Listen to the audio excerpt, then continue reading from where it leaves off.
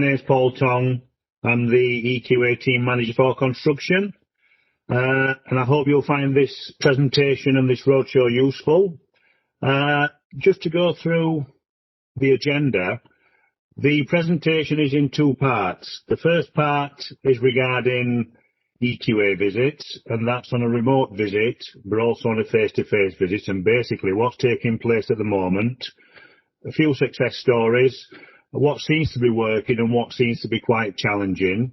And the second part of the presentation is regards to current intelligence and current themes, in particular in regards to the Level 1 Health and Safety Award, a bit of a CSCS update, and also I want to just talk briefly about assessor competence. And then obviously the last section will be a Q&A session. If we do run out of time, I will answer questions after the event. So,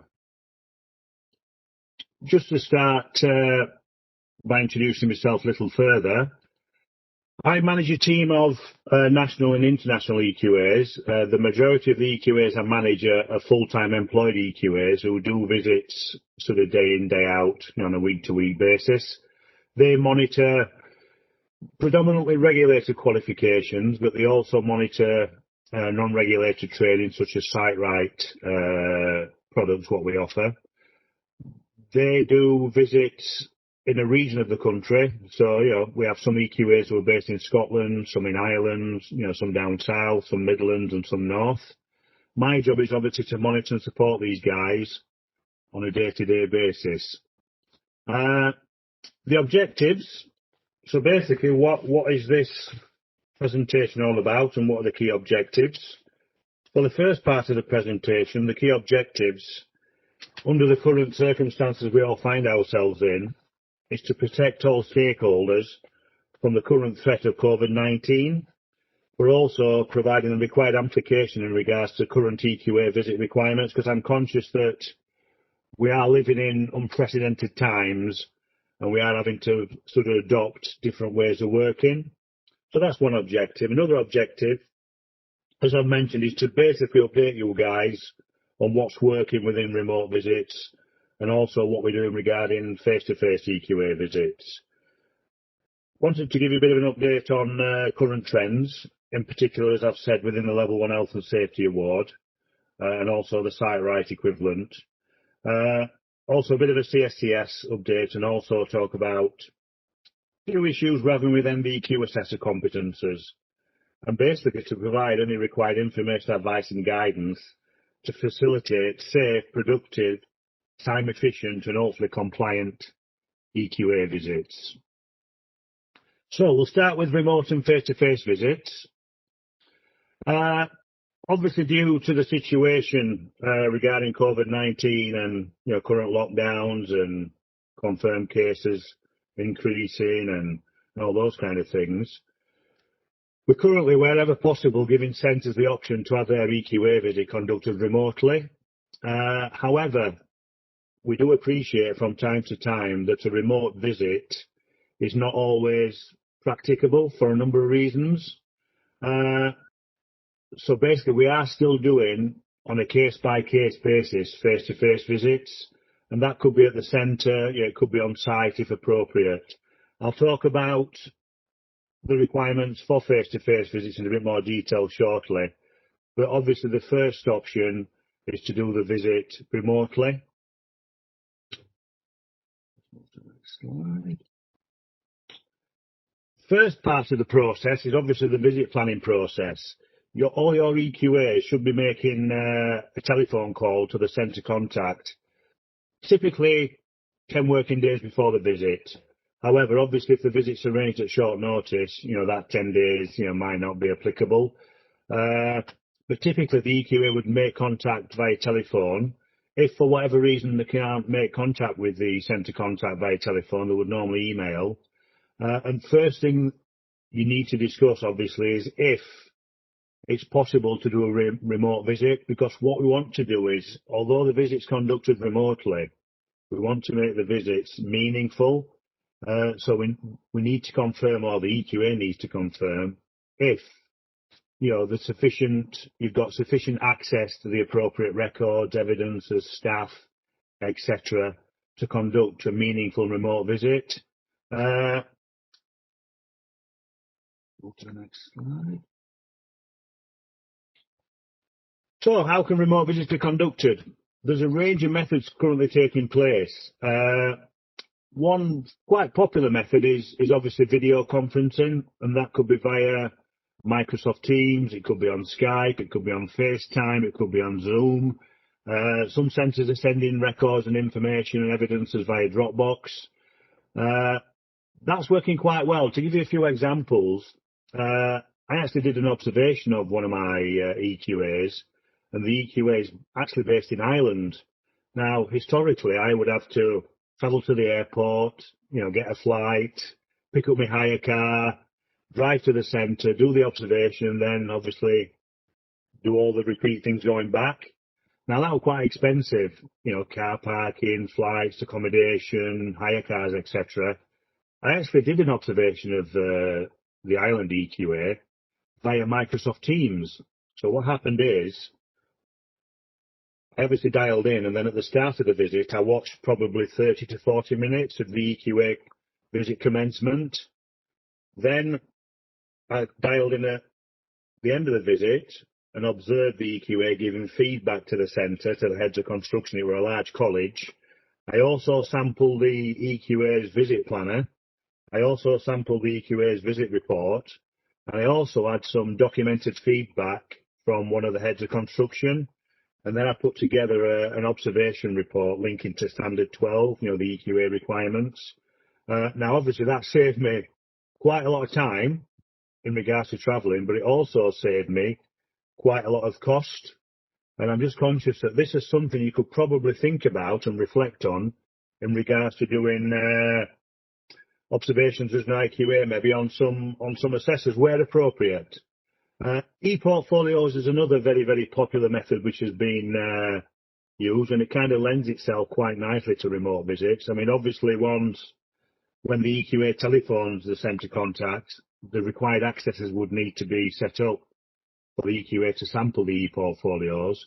And if it's an e-portfolio which contains MVQ evidence and maybe a level 2 training diploma records, that would be ideal.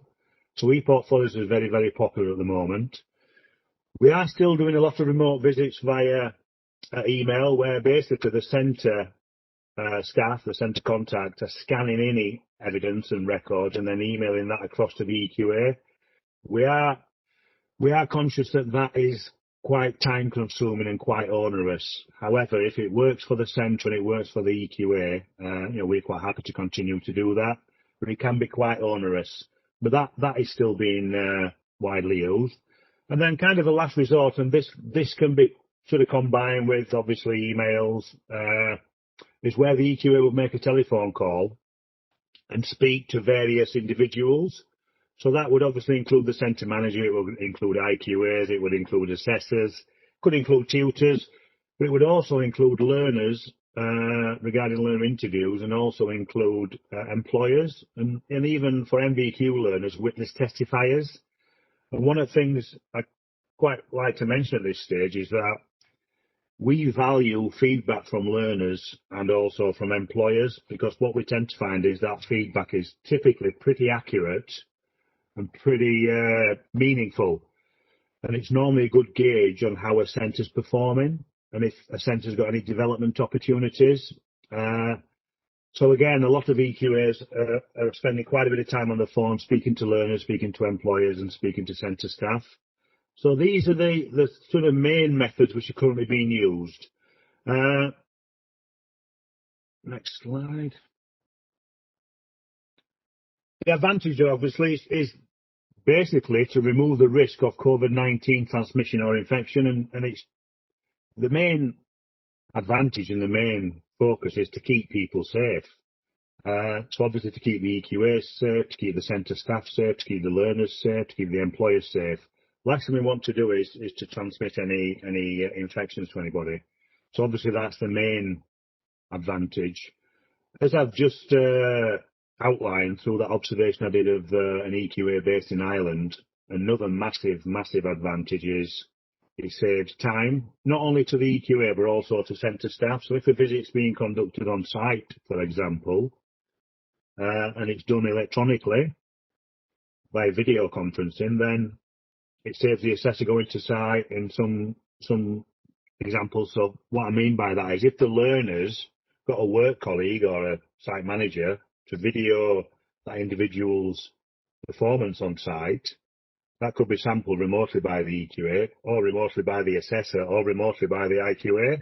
And as I've said earlier, you can always ring up the employer or ring up the learner and have the appropriate conversation to sort of, validate and authenticate that evidence. And as I've said, it also saves centre staff time with associated face-to-face visits, which typically are kind of full-day visits. Another thing I wanted to mention is regarding DCS, because I'm conscious that a lot of our centres, in particular newly approved centres, require DCS, so that basically learner certifications can be claimed in a timely manner.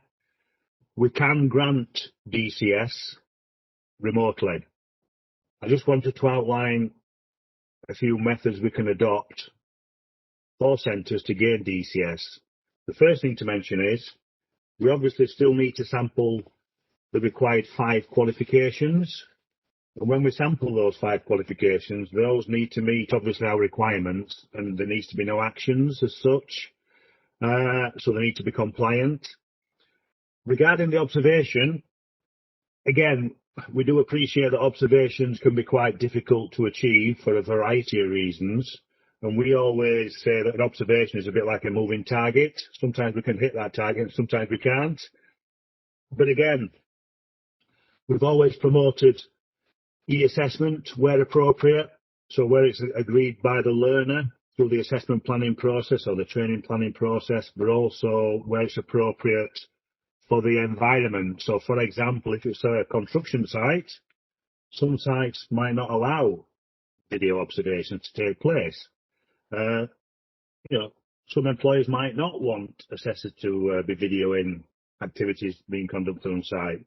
So obviously those things would need to be agreed. But the beauty about video evidence is, for the NVQ learner's performance, for example, we would always argue that's quality evidence because you can see the learner in action. You can see if he's using the appropriate PPE. You can see the quality of work he or she is producing. You can see, the environment. You can see working practices. You can see communication with other colleagues, et cetera, et cetera. So it is quite valuable. And if it's recorded and then sent to the EQA, that EQA can then observe assessor practice via that video evidence. And if that video evidence has been sampled by an IQA and the IQA is fed back on that, the EQA can also sample the IQA report and then make a decision regarding, as that observation met standard 911, the tackle qualification requirements. Or it could be an aspect of training or testing. So if there's a test taking place, practical test, let's say for a training qualification, that could be video and that could be live, or it could be a recording.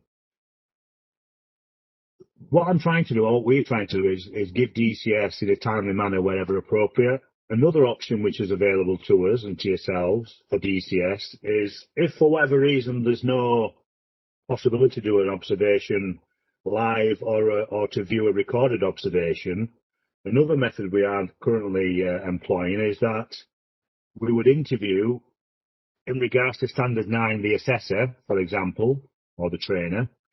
We would also interview the IQA. We would talk about the assessment process. So we would talk about assessment planning. We'd talk about, reviewing feedback. We'd talk about, how he observes an MVQ learner, for example. We'd talk about, knowledge evidence, performance evidence, referencing, all those kind of things. And then we'd speak to the IQA about the IQA process. We'd also speak to learners. And then once we've spoke to the IQA, the assessor or the trainer and the learners, and we've sampled the 5 qualifications, we would then make a decision on whether DCS is appropriate or not. So DCS, but again, what we're trying to do is we're trying to be pragmatic and we're trying to be proactive and supportive in these difficult times. As I alluded to earlier, we are still doing face-to-face visits on a case-by-case basis. The key thing is we want to keep everybody safe. So all the EQAs have been given guidance and support in regards to how to conduct a face-to-face visit. Ultimately, the EQA knows their centre better than anybody, so they know where a face-to-face visit will be safe or where it potentially might be problematic. What I've told the EQAs to do is obviously keep themselves safe. So, for example, take their own lunch and drinks and cutlery, etc. They've all been issued with the appropriate PPE and sanitizer. So, where appropriate, they've got that to use. But the key thing is, and this again goes back to the visit planning process, the centre contact, centre manager, head of construction, lead IQA, etc., does need to confirm that they do require a face-to-face visit for whatever reason via an email, just so we've got that in writing. And then the EQA will contact the centre and then make the appropriate arrangements. So the key point about this one is we are, where it's safe to do so and when it's agreed, we are still doing face-to-face visits because we do want to support our centres. We do want to keep moving forward. So that's the first half of the presentation regarding EQA visits on a remote and face-to-face visit. I wanted just to give you a bit of an update in regards to current trends within the construction sector and current themes. The first one is regarding the Level 1 construction award and also the site right equivalent. We are picking up quite a lot of good practice within delivery of this qualification regarding national trends. So, for example, we've seen some really good induction processes, RPLs being explored and being registered and being tested or assessed and then being referenced to the appropriate ACs in the unit, and then the required GLH have been reduced. We've also seen quite a big increase due to the current climate we find ourselves in very sort of innovative online learning methods and packages where learners can do learning remotely. So that's been quite a big trend really within the Level 1 award. And also we've seen a lot of centres who've got a really good audit trail where the delivery of the qualification is referenced to the appropriate ACs within the unit, and it's also referenced to appropriate GLH to show that they're being met. We have identified some development opportunities which kind of reflect some of the good practices on a negative basis. We have seen quite a lot of centres who need improvement within the induction process. So, for example, some centres have no records of induction or initial assessment. There's no RPL, so a learner has got previous knowledge, but that previous learning is not being explored or registered or tested and then referenced to the appropriate AC within the unit. And we have seen some issues around GLH, where GLH has not been met, and we've also picked up a bit of an ongoing trend regarding learners who cannot speak English, so they don't have an appropriate level of understanding of English. So when the EQA rings learners, they can't hold a conversation. So then obviously we would ask the question, how have they got through the qualification if they can't communicate at an appropriate level of English? One thing I do need to make you all aware of is that there is quite a lot of fraud taking place within this qualification. Because it's linked to a card, the Green Labourers card, and because it gets individuals on site, it has been linked to kind of organised crime groups and trafficking, that kind of thing. So it is under the spotlight at the minute, not only by awarding organisations but also by various other regulators and by the press, etc. Because obviously the last thing we want is for an individual to get the award and then get the card and then get on site and have a serious injury or worse. One of the things I did want to mention is that there's been a big surge within achievements and green cards linked to the qualification, one of the things I've briefed my team on is that when they visit a centre, what they do need to do is, if that centre delivers the level 1 health and safety award, although it's a low level qual, it is linked to a card and it does get individuals on site. So what I've asked the guys to do is to major on the level 1 health and safety award, just to make sure that the qualification has been delivered appropriately. You know, the learners can speak English, you know, they've done the learning, etc., etc. I know that, as it says on the slide, CSCS are doing increased amounts of checks on MVQ certificates in particular, because they are coming across quite a lot of fraudulent certificates and qualifications. So that's maybe something you guys might want to consider when you're doing induction and initial assessment. If a learner's bringing an MVQ certificate, is that MVQ certificate genuine? Is it original? Another trend I wanted to mention, which again is a bit of a reoccurring theme, is that we are still identifying, or the EQA team are identifying, where MVQ assessors in particular are approved or have applied to be approved for quite an extensive range of qualifications.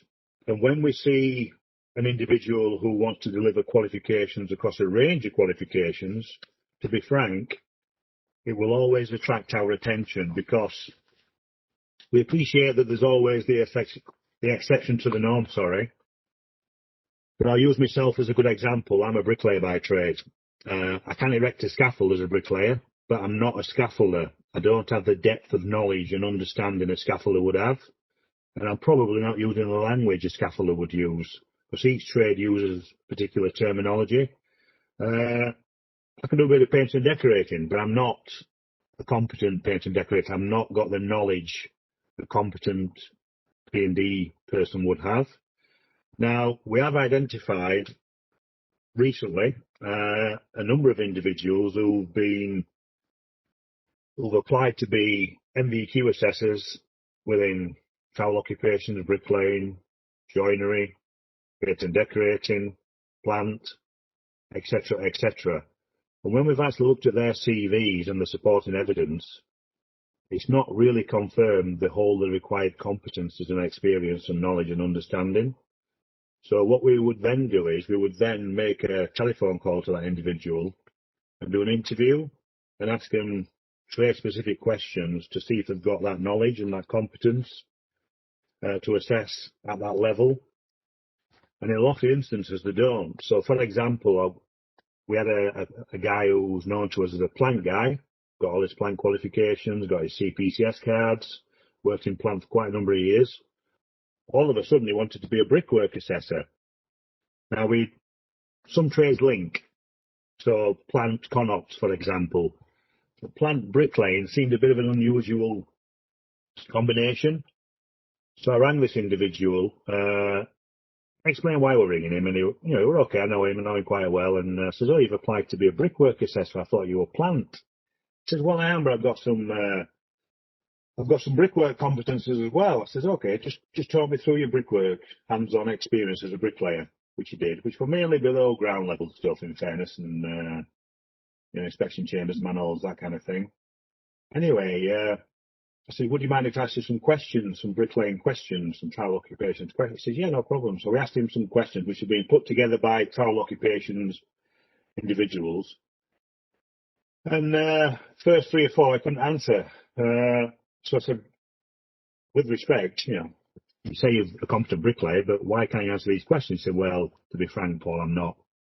I have got some competence, I've got some experience, but I'm not competent. And we would argue if that's wrong, everything's wrong. So one thing I did want to mention is if anybody is wanting to work at any of your centres and they've got quite an extensive range of qualifications they want to deliver or they want to assess, please ensure that they've got the appropriate competences, because it is the centre's responsibility to do that. We do from time to time, and this is the last resort really, but we do from time to time suspend IQAs, assessors and tutors, but we do see that as the last resort, because obviously we don't want to take individuals' livelihood away. However, we also don't want individuals bringing our qualifications into disrepute and having to recall certificates and all those kind of things, because that's, disadvantaging learners in brief. So I wanted to mention that. But yeah, this has been ongoing for quite a number of years. So it's just really to make you all aware. So that's gone really, really quickly. Any questions from anybody?